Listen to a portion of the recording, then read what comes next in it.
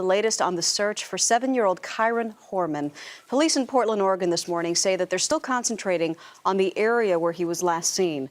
Now to a story that first captured the nation's attention 5 years ago, the disappearance of 7-year-old Kyron Horman. His stepmom is now speaking out for the very first time. And he had not been at school that day and had been unaccounted for 6 hours. And nobody called me. And that's when the panic set in. If I could do anything differently, I'd keep Kyron home that day. That is something that you go back again and again. What if? Terri didn't just lose her stepson. She says she lost her life as she knew it.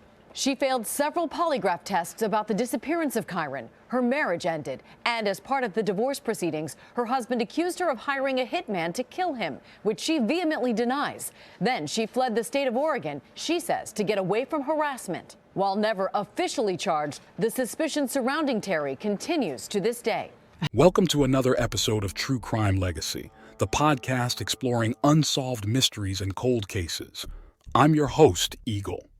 Today, we're looking into the disturbing disappearance of 7-year-old Kyron Horman, who vanished without a trace after attending a science fair at his elementary school in Portland, Oregon, back in 2010. Nearly 13 years later, this case remains a perplexing mystery. What makes Kyron's story all the more tragic is that the investigation into his disappearance brought some dark secrets to light, implicating his own stepmother and tearing his family apart. But despite the suspicions and speculation over the years, no arrests have ever been made and Kyron's whereabouts are still unknown.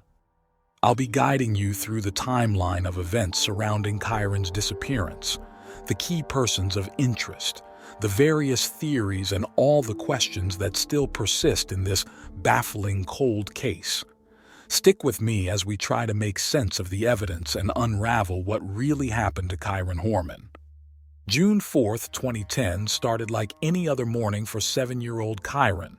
He was a happy, bespectacled boy with a bright smile, a keen interest in science and close bonds with his parents.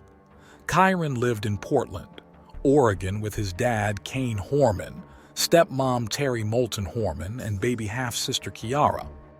That morning, Terri drove Kyron to Skyline Elementary School to attend a science fair. Students were presenting projects they had been working on, and Kyron was excited to show off his display about the red-eyed tree frog. Terri snapped photos of Kyron proudly posing by his project, wearing a black CSI t-shirt and orange backpack. By 8:45 a.m., Terri left the school, later telling investigators that she last saw Kyron walking down the hallway toward his first class. But Kyron never made it to that class. He was marked absent for the entire school day, yet no one raised an alarm until the afternoon when Kyron didn't get off his school bus as expected. That's when the frantic search began. Teachers and the school secretary had no records of Kyron being at school that day. Calls were made back and forth between the school, Kyron's parents, and the authorities. Soon it became clear Kyron was missing, and a massive search effort was launched around Skyline Elementary and the surrounding area. The latest on the search for 7-year-old Kyron Horman.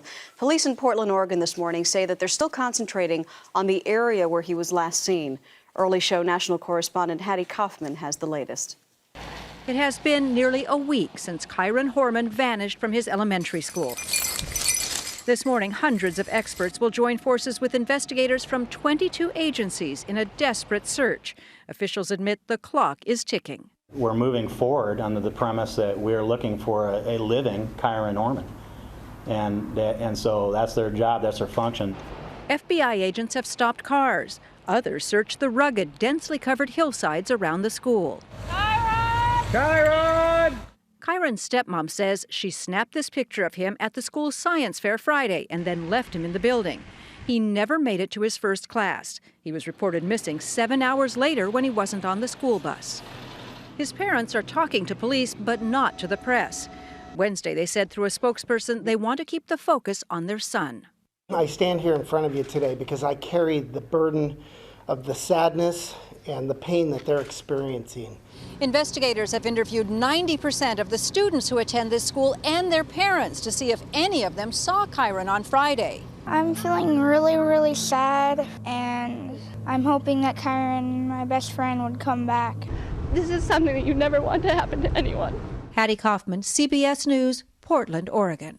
But how does a 7-year-old boy simply vanish from his school without a single witness seeing him leave? The immediate focus was combing the area to find any trace of Kyron, but suspicion soon turned to those closest to home. Before we get deeper into the investigation, let's learn more about Kyron's family background, as this is key to understanding the tensions brewing under the surface. Kyron was born in 2002 to parents Kaine Horman and Desiree Young, who divorced when Desiree was 8 months pregnant. For the first 2 years of Kyron's life, they had shared custody, but when Desiree was diagnosed with kidney failure in 2004, Kaine was granted full custody. Desiree remained closely involved in Kyron's life, but in 2007, his family dynamic shifted when Kaine married Terri Moulton, a substitute teacher at Skyline Elementary. Terri quickly formed a bond with young Kyron, and they welcomed a new baby girl named Kiara in 2008. So on the surface, it seemed Kyron had settled into a stable family unit with his dad, stepmom, and little sister. But the investigation into Kyron's disappearance fractured that facade, exposing bitter conflict and betrayal brewing below. The spotlight first fell on Terri, the last known person to have seen Kyron at school before he vanished. In the critical hours after Kyron went missing, what exactly was Terri doing? According to Terri's statements to police, she left the school just before 9 a.m. and spent the next few hours running errands with her toddler daughter Kiara. Between 9 and 10 a.m., she stopped at 2 different grocery stores. She then drove around town until 11:30, hoping the car motion would soothe Kiara's earache. After an hour at the gym, Terri arrived home around 1:20 p.m. and posted photos from the science fair online, unaware that Kyron was already long missing from school. Terri claimed it was a normal morning of routine errands, but many felt precious time was wasted due to her delay in reporting Kyron's absence.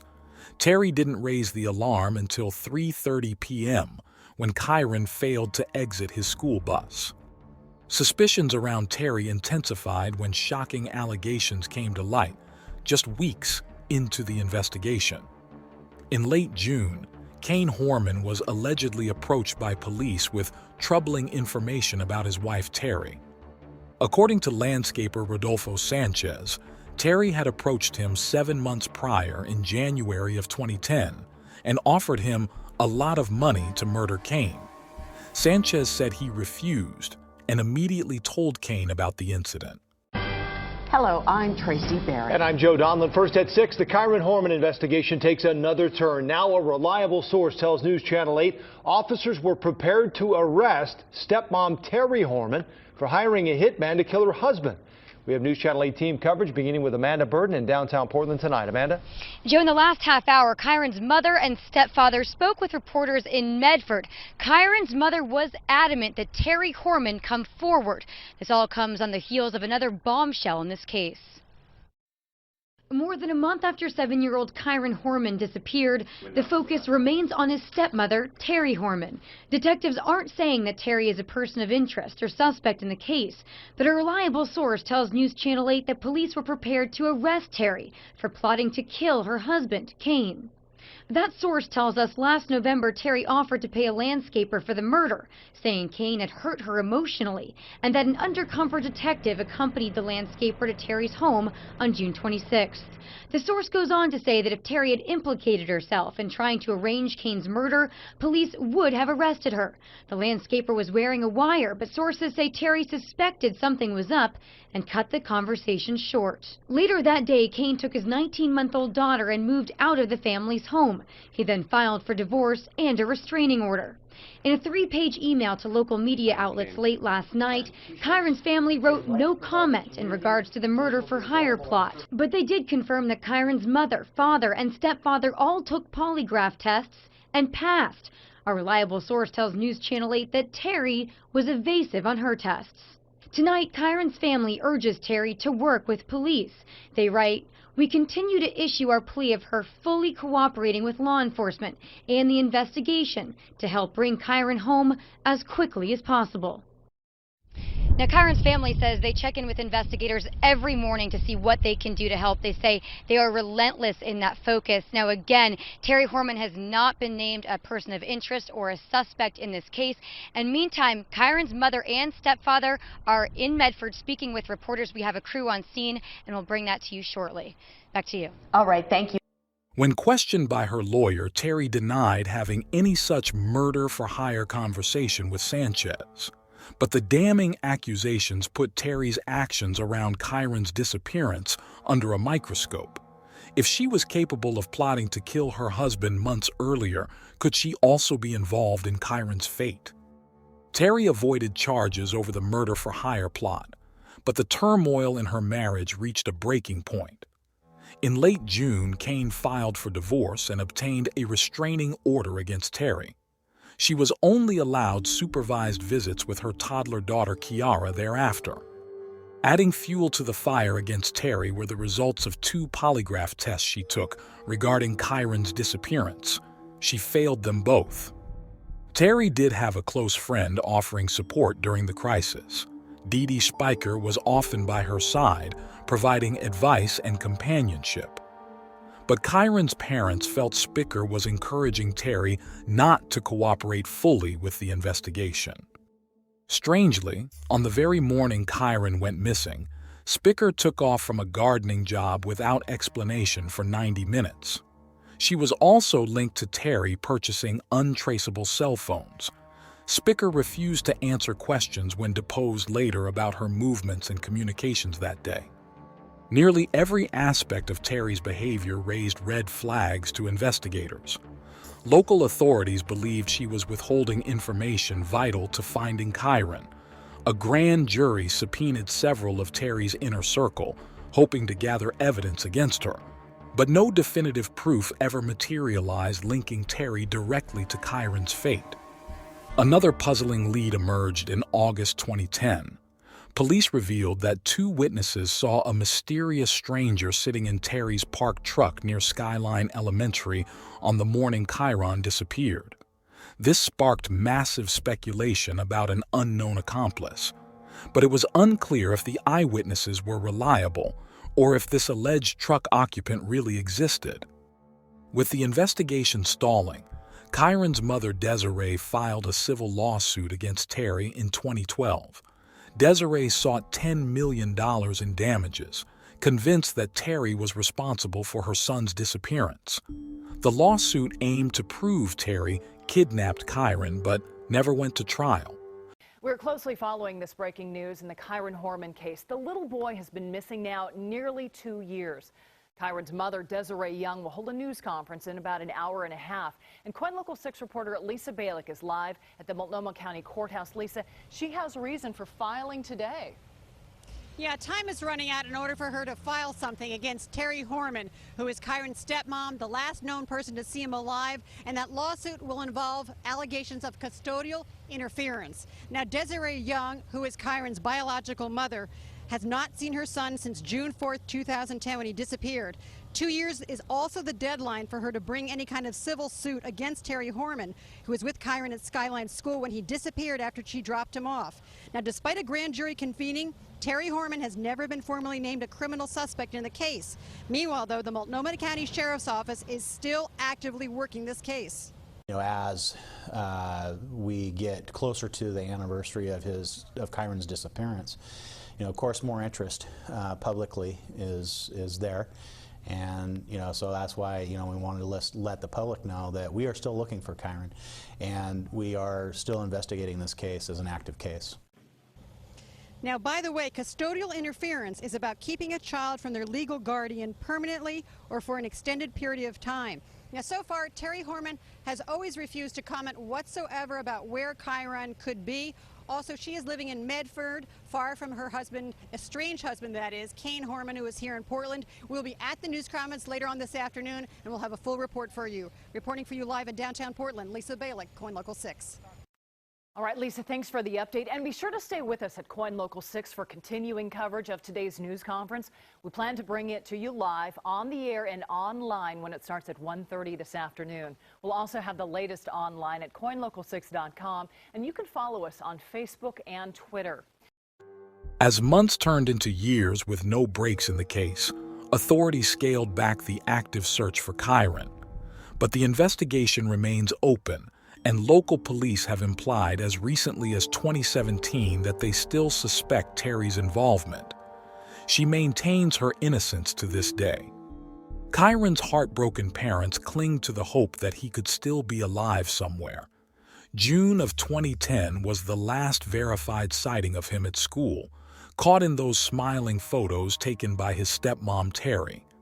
He vanished shortly thereafter, without leaving a single definitive clue behind. Next, let's examine some of the main theories surrounding this baffling cold case.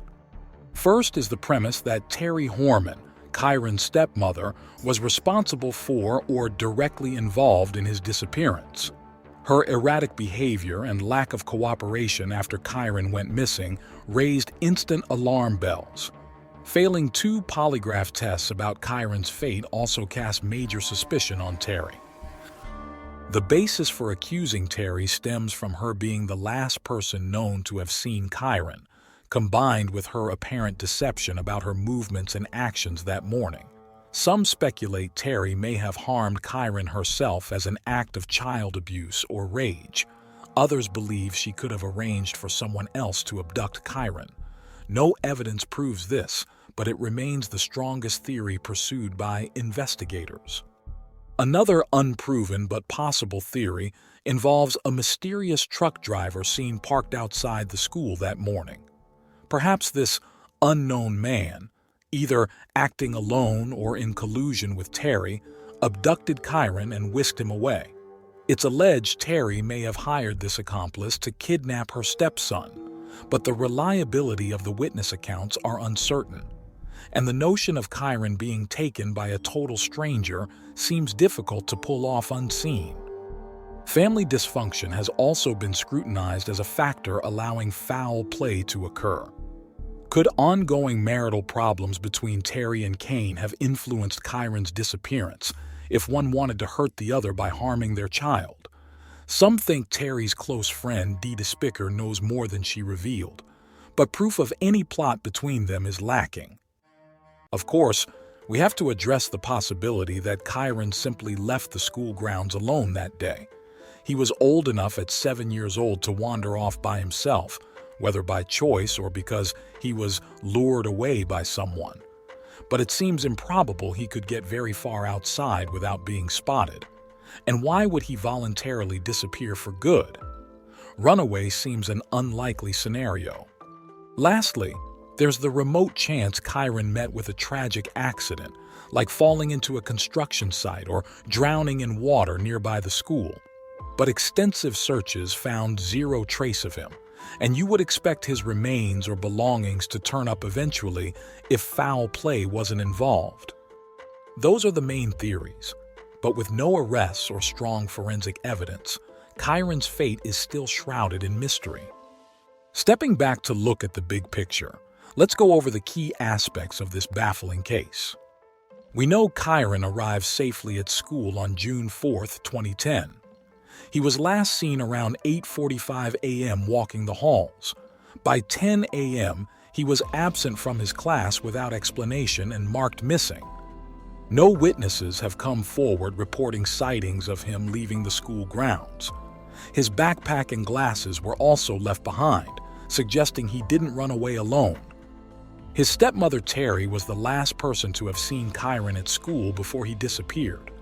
But her statements about her movements between 9 a.m. and 3 p.m. are dubious. She also failed 2 polygraph tests on Kyron's disappearance and didn't report him missing for hours. Terri exhibited other concerning behavior during the investigation, including alleged murder-for-hire plots against Kyron's dad and purchasing untraceable cell phones. 2 witnesses reported seeing a mysterious person sitting in Terri's parked truck near the school that morning. But this person's existence is uncertain, and there's no clear link between them, Terri and Kyron. Police seem confident with evidence suggesting Terri's involvement, though no charges have ever been brought against her. Kyron's mother, Desiree, filed a civil lawsuit accusing Terri of kidnapping him, but the lawsuit was dropped. Authorities are still seeking tips and leads to progress the case. But after nearly 13 years, Kyron's fate is still unknown. He would be 20 years old today. The lack of solid clues or evidence pointing definitively to what happened is immensely frustrating. Other than Terri's highly suspicious behavior, there is little else to go on. No trace of Kyron himself has ever emerged, dead or alive. Without a body or crime scene, police have no starting point. Any physical evidence was likely lost in the hours between Kyron's disappearance and it being reported. And there were certainly missteps made early on in the investigation that can't be undone. The school not realizing Kyron was missing until the very end of the day severely hampered the search effort. Key locations like Terri's truck were not immediately secured and examined. Valuable witness testimony and surveillance footage near the school was not promptly obtained. Of course, the biggest questions still linger. Did Terri Horman orchestrate Kyron's disappearance, or was she uninvolved? Could Kyron have been abducted by a mystery person in broad daylight from school? Might he have wandered off alone and met with misfortune? Is it possible he is still out there alive somewhere, perhaps being raised under a new identity, unaware of his true origins? Without more evidence, we can only speculate, but something sinister clearly happened to this poor child. An entire community was shaken by Kyron's vanishing and the dark secrets it unearthed. For his loved ones left behind, the agony of not knowing continues. They still cling to hope that Kyron might be found. But as each year passes, the chilling reality sets in that the truth may never be uncovered. This concludes our deep dive into the perplexing disappearance of Kyron Horman. I hope sharing the details of his troubling case keeps attention focused on this unsolved mystery. We have to keep searching for answers to what happened on that June morning in 2010. Somewhere out there, the clues still exist to solve this tragic puzzle. Thank you for joining me today on True Crime Legacy. Stay safe and keep seeking truth.